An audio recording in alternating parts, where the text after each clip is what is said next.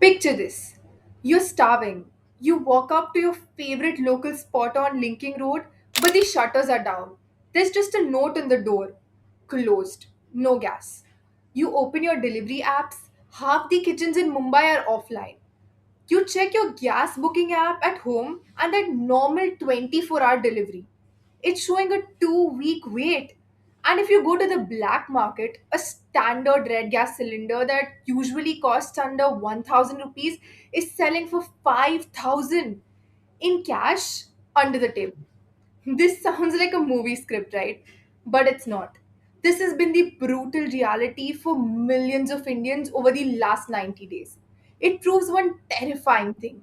A military strike thousands of miles away can literally decide if your family gets a hot meal tonight. Welcome back to Pie in the Pound. I'm Kavya, and today we're going to discuss a very, very interesting topic. If you opened your phone Sunday, June 14th, 2026, your feed was probably blowing up.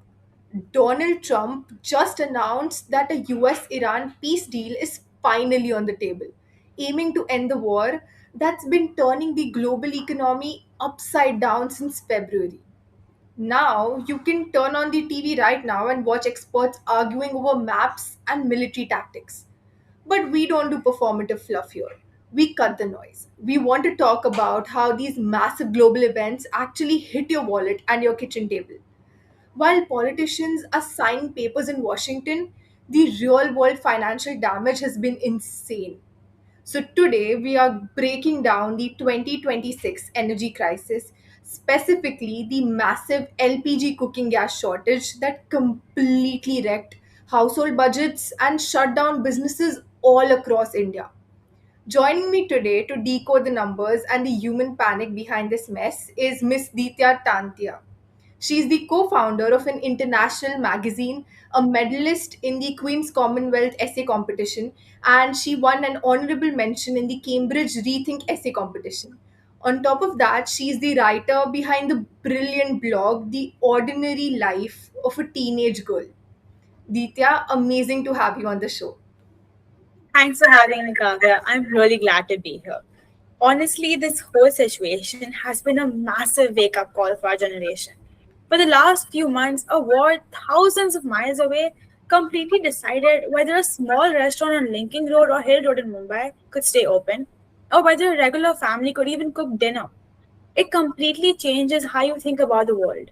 You realize very quickly that everything is connected. Exactly. A lot of people here think economics and international relations are just, boring topics in a school textbook. But when a major airstrike happened back in late February, it didn't just hit a target on a map, it instantly cut off the primary energy lifeline for India. The moment the conflict escalated, Iran blocked the Strait of Hormuz.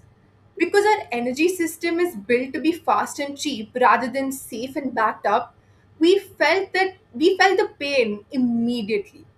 Within weeks, regular commercial gas cylinders were selling on the black market for crazy prices, sometimes hitting 4,000 or 5,000 rupees. We literally saw local food spots pulling down their shutters because they couldn't afford the fuel to fry a single samosa. And the actual numbers coming out now are wild. This wasn't just a small issue affecting a few neighborhoods. If you look at the data from April, India's total cooking gas consumption dropped by more than 13%. By May, it collapsed a massive 20% compared to last year. For a basic necessity like cooking gas, a 20% drop is huge. It means a massive chunk of the country had to change how they lived overnight. Yeah. It is a forced job because the gas simply stopped arriving at our ports. Over the next half an hour, Ditya and I are going to unpack exactly how this happened. We'll look at the map to see why one tiny strip of water has so much power over India, why our country was so vulnerable, how panic buying made everything worse, and what this new ceasefire actually means for our wallets moving forward. So let's start with the basic geography. Because if you don't understand the map, You can't understand why your food got more expensive. Ditya, explain to us what the Strait of Hormuz is and why it holds so much leverage over India's daily life. I'll be glad to. So, to understand it simply, imagine a massive highway where all the delivery trucks for the entire world have to pass. Now imagine that highway narrows down to a single tiny lane where only one truck can pass at a time. This is basically what the Strait of Hormuz is for the global energy market. It is a very narrow strip of water connecting the Persian Gulf with the open ocean. At its narrowest point, the shipping lanes are only about 2 miles wide in either direction. That is incredibly small.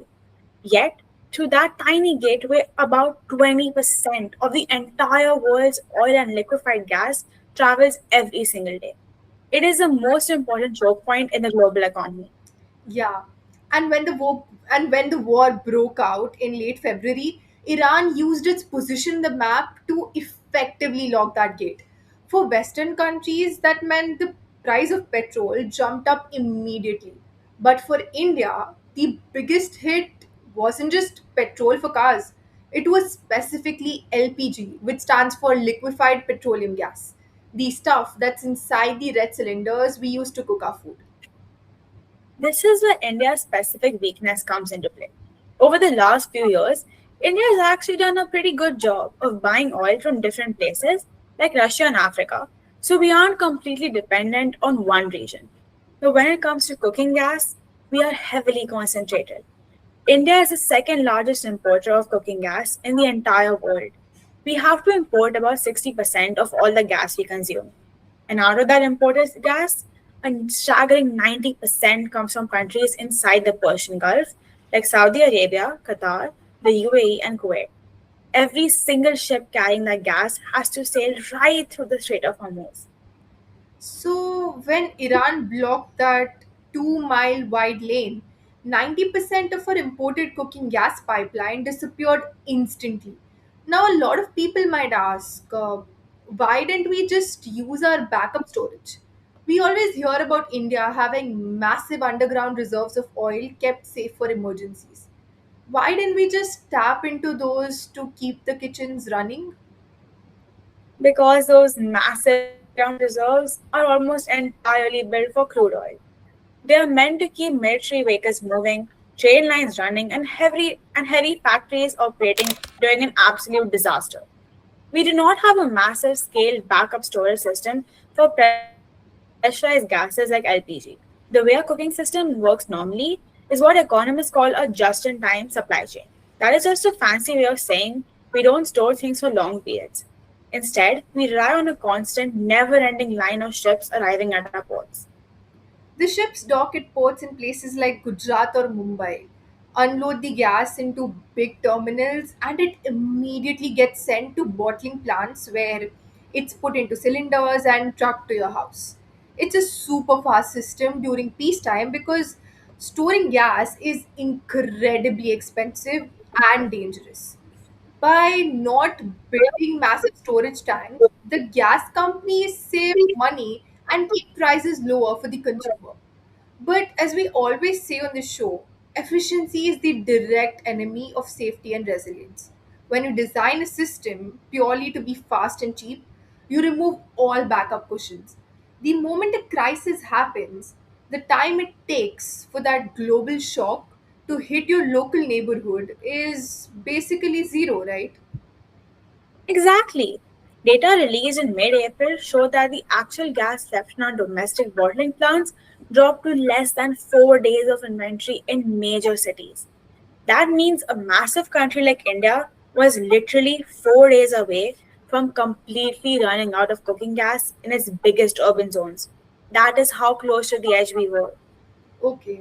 So when you have a massive shortage where supply drops by 20%, you cannot just leave it to the free market. If you let a free market handle a shortage of something essential like food or water, prices will go so high that only the ultra wealthy can survive.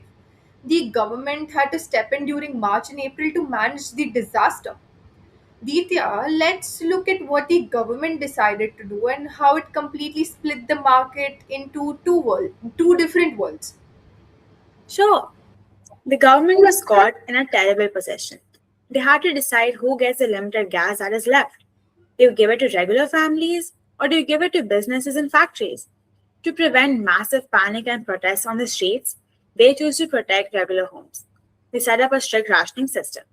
Households are limited to just one cylinder per month, and the gas companies had to verify your ID before delivering it to make sure no one was buying extra. Yeah, which makes sense politically. If people can't cook basic rice and dal at home for their kids, you will have massive chaos and anger in every city. But basic economics tells us that when you push down on a balloon in one spot, it just pops out in another. By redirecting all the remaining gas to regular households, the government had to drastically cut the supply for the commercial sector. Gas allocations for restaurants, hotels, and roadside food stalls were slashed by more than 40% almost overnight. And that is exactly when the crisis became highly visible on the streets of Mumbai. Commercial gas cylinders, which are bigger and legally separate from household ones, completely vanished from the official market. If you were running a small kitchen or a popular restaurant on Hill Road, your main ingredient, the fire to cook your food, suddenly became impossible to find through regular channels. Yeah, 100%. Think about running a business under those conditions. If you cannot get official gas, you have two choices: shut down or buy the gas from the illegal black market. And on the black market, the price skyrocketed to 4 or 5 times the normal rate. If your business normally makes a small, steady profit, you cannot absorb a 400% increase in your energy bills. You just don't have the cash to, survive that kind of shock. And that explains the sudden wave of closures we saw in April and May. Walking down the main markets, so many local food stalls and family run restaurants just pulled their shutters down.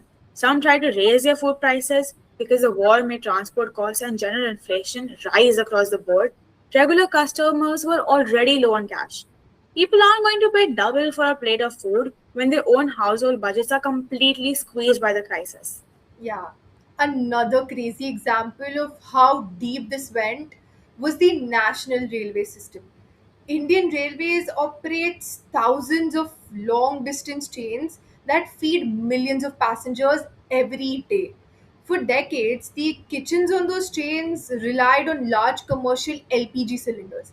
Because of the extreme shortage, the railways had to launch an emergency project to pull gas cylinders off the trains entirely to avoid hoarding risks. They had to rapidly convert train kitchens to use heavy duty electric induction stoves, change the wiring on moving coaches in a matter of weeks just to make sure passengers didn't go hungry. It shows you, how a global conflict forces a massive, expensive scramble in places you would never even think of. Um, so now I want to dive into the behavioral side of this crisis, because this is where human psychology intersects with economic data. So in basic economics textbooks, we are taught to assume that humans are perfectly logical creatures who make smart and calculated choices. But in the real world, especially during a crisis, individual survival instincts create collective madness. When the news first broke in March that the Strait of Hormuz was blocked, the actual physical shortage hadn't even arrived in India yet. These ships that left the Gulf a week before the war were still docking and unloading. Yet, the crisis started on day one. Why did that happen? I think it all comes down to human fear and a lack of clear information.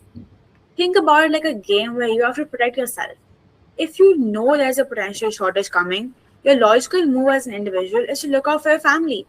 If everyone buys only what they need when they need it, the rationing system works perfectly.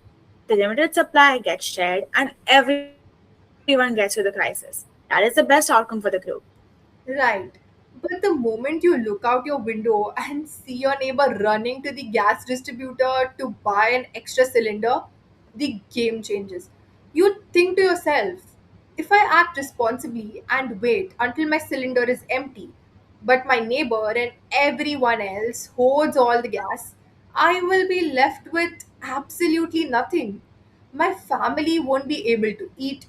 So, your best individual strategy shifts from cooperation to self defense. You run out and buy gas immediately, even if your current cylinder is completely full. It's like a defense mechanism. Exactly. When millions of people all make that same defensive choice at the exact same time, they create a massive wave of artificial demand. They create the very shortage they were afraid of. The mobile booking apps of the big gas companies were completely overwhelmed. People were logging in constantly, trying to secure a booking. Delivery times went from 1 day to 2 weeks. And when people saw the delivery times jumping to 2 weeks, it confirmed their worst fears. They thought, see, I knew it. There is no gas left, which made them panic even more. It is a never ending loop where fear creates reality. Yeah. Economists call this a self fulfilling prophecy. The government tried to stop it. They used emergency laws to crack down on illegal hoarding in warehouses, and they threatened black marketers with jail time. But how do you police millions of individual homes? You just can't, obviously. People were hiding extra gas cylinders in their apartment complexes, paying delivery drivers extra money under the table to get their cylinders first, and trading delivery slots like currency.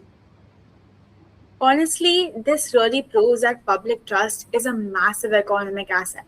The moment people lose faith that a system can deliver what they need, their behavior completely warps.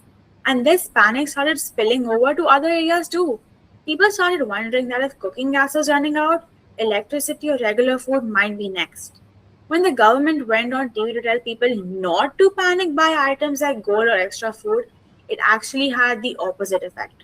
In the psychology of finance, when an authority figure explicitly tells you not to panic, the human brain instantly signals, wow, things must be really bad if they are telling me not to panic. It triggers even more hoarding. Yeah, so true.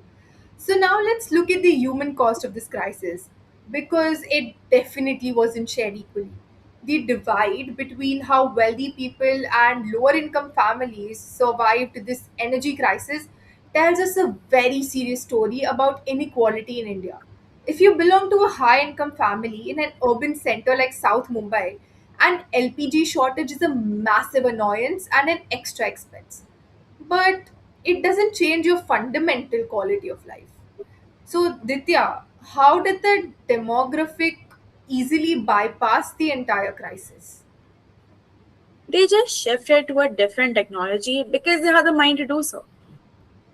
The moment the gas delivery started lagging in March, wealthy families didn't sit around waiting in lines. They opened up their shopping apps and bought electric induction cookshops or infrared stoves. The companies making these electrical appliances saw their sales shoot up by 400% in a single month. Wealthy households simply walked away from the gas supply chain altogether and started using the city's electrical grid to cook their meals. They could easily afford the upfront cost of the new appliance and the high electricity bills that came with it. Exactly. They had the financial cushion to adapt instantly. But now let's look at the opposite end of the spectrum, the working class families living in crowded urban neighborhoods, or the rural households that only recently got access to clean cooking gas through government welfare programs over the last 10 years. If you're a family living on daily wages, you do not have 3,000 or 4,000 rupees sitting around to suddenly buy a brand new electric induction stove. More than that, the basic electrical wiring in a small low income home or a rural village often cannot handle the heavy power load required by an induction cooktop without tripping the main breakers or causing a safety hazard. This is where this is where the development economics aspect becomes incredibly sad. For these lower income families, adapting didn't mean upgrading to electricity. It meant taking a massive step backward. They had to go back to burning solid fuels like wood, charcoal, or dried cow dung cakes just to cook their daily food. This represents a massive reversal of years of social progress. Yeah, it's a literal destruction of human welfare. Going back to burning wood and charcoal introduces massive amounts of toxic smoke into small, poorly ventilated homes. This carries long-term health risks, especially for women who do most of the cooking and young children who are around the house. So, from an economic perspective, there is also a huge time cost. When a rural family can no longer get a gas cylinder delivered, they have to spend hours every day walking around to gather firewood. That's the time taken away from education, time taken away from working, a job, or time taken away from earning an income. So, war in the Middle East effectively functions as a hidden tax that hits the poorest people the hardest, dragging them back into cycles of hardship that the country has spent decades trying to build them out of. I think this shows how a temporary shock can cause a permanent damage. If a crisis lasts for 3 months, a poor family might have to pull their kids out of school to help look for fuel, or sell off small assets just to buy food at inflated prices. Even when the crisis ends, that family is now in a much weaker position than they were before the war started. Hmm. Let's widen the focus because this wasn't just an Indian problem. This was an all Asia crisis. The Asian Development Bank reported that across South and Southeast Asia, more than 15 developing countries faced massive financial emergencies because of the energy shock caused by the war. Countries like the Philippines and Sri Lanka had to cut down their work weeks to 4 days and turn off street lights early just to save fuel reserves. Asia as a whole is incredibly reliant on the Middle East, getting nearly 60% of its oil from there. When the Strait of Hormuz went dark, every country started frantically bidding against each other to buy gas and oil from other parts of the world, like America or West Africa. Because everyone was rushing to the same alternative suppliers, shipping costs skyrocketed, and the time it took for ships to travel those longer routes doubled. Hmm. And during this massive global scramble, India tried to maintain its classic diplomatic stance of strategic neutrality. We tried to keep friendly relations with the US, Israel, and Iran all at the same time so we couldn't get dragged into a military mess. But while neutrality sounds good on paper, it's incredibly expensive to maintain when your actual merchant ships are physically caught in the middle of a war zone. We saw a prime example of this with two major Indian gas tankers just back in April. Yes, the story of the Shivalik and the Sindhu tankers was one of the most intense moments of the entire crisis, even though it didn't get a lot of mainstream media attention. These were two massive Indian flagged ships carrying a total of 92,000 metric tons of liquefied cooking gas meant for ports in Gujarat. They got physically trapped inside the Persian Gulf when the maritime blockade tightened. They were essentially held as diplomatic leverage because of the intense security lockdowns near Iranian waters. Yeah, it took weeks of tense, quiet negotiations between New Delhi and Iranian authorities to finally get those ships released so they could sail to India. If those ships had been seized or damaged, the cooking gas crisis in Western India would have completely spun out of control. But even though these ships were released safely, the financial cost was massive. The insurance companies that cover shipping costs raised their war risk insurance fees by over 500% for any vessel sailing anywhere near the Arabian Sea. Now, that extra cost doesn't just disappear. These shipping companies pass it directly to the landing cost of the gas at our ports, which means higher prices for our consumers. It proves that in modern times, you don't need bombs dropping on your cities to suffer the economic devastation of a war. Your currency, your prices, and your daily life are completely tied to the safety of distant ocean lanes. So let's bring it back to the big news from yesterday, the June 14th ceasefire agreement. The framework states that the US will release billions of dollars in frozen Iranian assets, and in return, Iran will permanently open the Strait of Hormuz back up to commercial shipping. Ditya, looking at how the markets opened this morning, How are things reacting? Well, there's a huge collective sigh of relief, but everyone is moving carefully. We saw international gas prices drop by about 14% immediately when the markets opened today. In India, the stock prices for the major gas and oil companies have started going back up. But logistically, it is going to take time to see this on the ground. You cannot just open a sea lane and expect everything to normalize by tomorrow afternoon. There is a massive traffic jam of ships waiting to cross the region, and it will take a few weeks for the steady flow of gas to lower the black market prices in our cities. Yeah. The extra illegal premiums we saw on cylinders should go away soon as the official supply channels fill up again. But for anyone looking at the big picture, the real question isn't about the immediate relief. It's about the structural lesson. This 2026 crisis exposed a massive dangerous flaw in how India powers itself. We cannot allow the basic ability of our citizens to cook their daily meals to depend entirely on whether there's a political instability in a distant part of the world. We need a strategy to make sure this never happens again. What does that look like? It requires three major changes. First, India must build a large, dedicated emergency storage facilities specifically for LPG, exactly like the underground reserves we already have for crude oil. We need a national buffer of at least 30 to 45 days so that if a sea lane gets blocked again, we don't have to start rationing gas to homes on day one. Second, we have to diversify when we buy our gas. We need to sign long term contracts with countries in North America and Africa so that even if the shipping distance is longer, we aren't putting all our eggs in one geographical basket. Yeah. And the third solution, which I think is the most important long term move, is to gradually move away from gas altogether. We need to expand our urban pipe natural gas networks and aggressively invest in domestic decentralized green alternatives. That means supporting things like solar powered cooking systems and advanced electric cooking infrastructure powered by our own domestic renewable energy.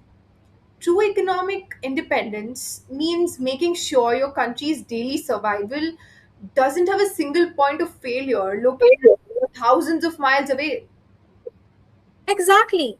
Building safety into a system costs more money upfront, but as the last 3 months have shown us, the cost of a total system failure is infinitely higher.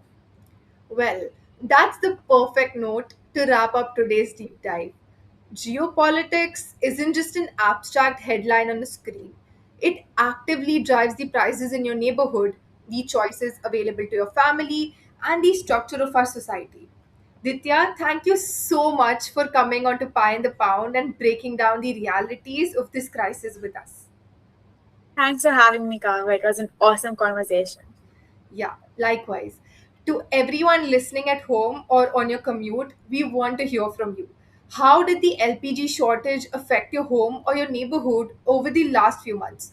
Did you see local restaurants or shops closing down near you? And do you think this new ceasefire will actually last? Drop your thoughts in the comment section below. If you found this breakdown valuable, make sure to hit that subscribe button, leave us a review, and share the episode with your friends. We'll see you in the next episode of Pie in the Pound. Stay sharp, look at the data, and always look past the noise. Goodbye.